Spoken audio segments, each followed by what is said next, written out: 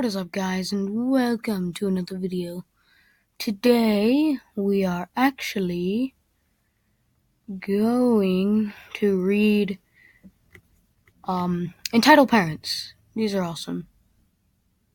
If you think about it, they're not really. They suck. So today we're going to be reading this. When I was this is not mine. This is someone else's. It is by Beast Girl Kinks. And now we are going to read it. When I was in my freshman year in high school, I dislocated my kneecap. Normally, this type of injury heals up really fast. But for some reason, in all the 3 times I've done it, it's taken me months to heal. About 3 weeks after I injured my knee, I was taking the public bus to school. I sat in the very front reserved for disabled and elderly people. Now, at that time, I had just taken off my leg immobilizer, and it was waiting on my knee brace to order. So I had no brace on my knee and couldn't bend it at all. The only way you could tell I was injured was for the fact that one knee was twice the size as my other, and I had a crutch next to me. Enter the entitled parents. We'll call her EM. EM stormed onto the bus, dragged her poor kid behind her. For a 5-year-old boy, was fairly quiet during the incident. After she paid her fare, she sped down the aisle and kicked my extended leg. Remember, can't bend it. I cried out in pain and clutched my knee and scoffed. And she scoffed. And no apology for anything. Just scoffed. Okay, fine. I just tell her not to worry about it, and she walks away further down to the bus looking for a seat. She juts her head and looks at me and the single empty seat beside me. EM approaches and asks, "Can my son use the seat beside you?" I nod my head and gesture him to sit down. After he sits down, the entailment begins. "So when are you going to get up?" I asked if my son could use the seat. Obviously I need to sit next to him. He's too young to be alone. Me: "Sorry, but I can't really move. There's no more open seats, and I'm not really in the condition to stand." I point toward my crutches. "But there's a standing bar right next to him you can use."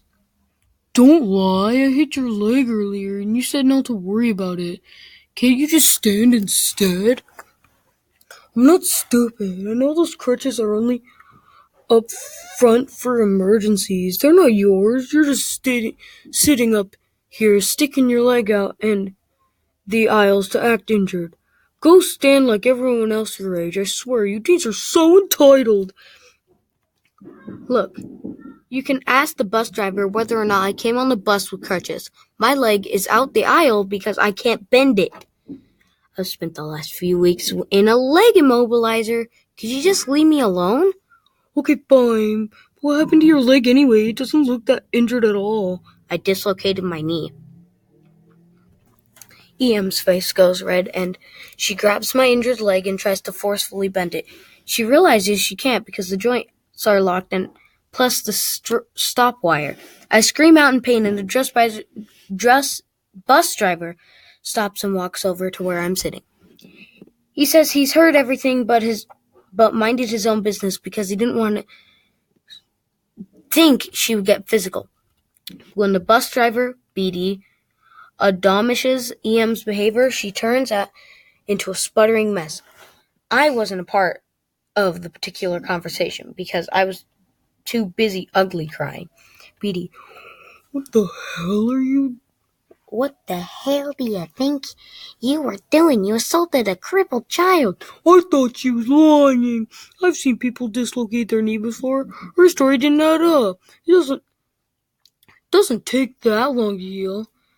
"So instead of calling her out, you decided to try to force her leg to bend? It's not up to you to decide if she's lying or not. Get the frick off my bus." "But I have to take my son to daycare. You can't just kick us off. We have places to be." "Okay, If you don't get off my bus right now, the only place you'll be going is a jail cell. BEM's eyes went wide, and she grabbed her kid, dragged him off with her in the back exit. BD apologized for not stepping in sooner, and tries to calm me down. Through my tears, I told him not to worry and just start the bus again. The pain eventually subsided, but I spent the rest of the day icing my knee in the nurse's office.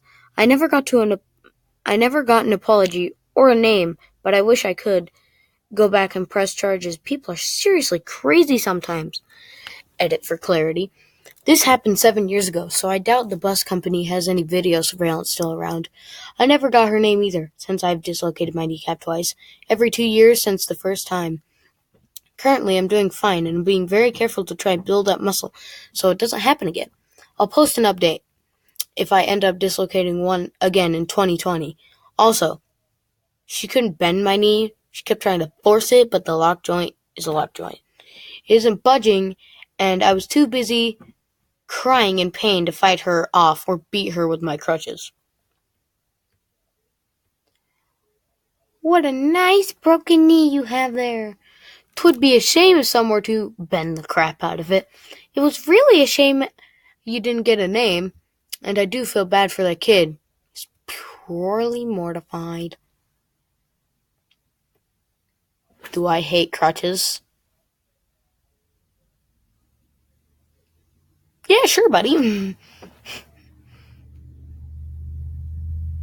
Yeah, there are so many comments on this, I'm not even gonna go back. So, that's the end of that one. Now, you don't think that someone would actually do that, right? Gosh, some people are so dumb. I'm trying to find a short one.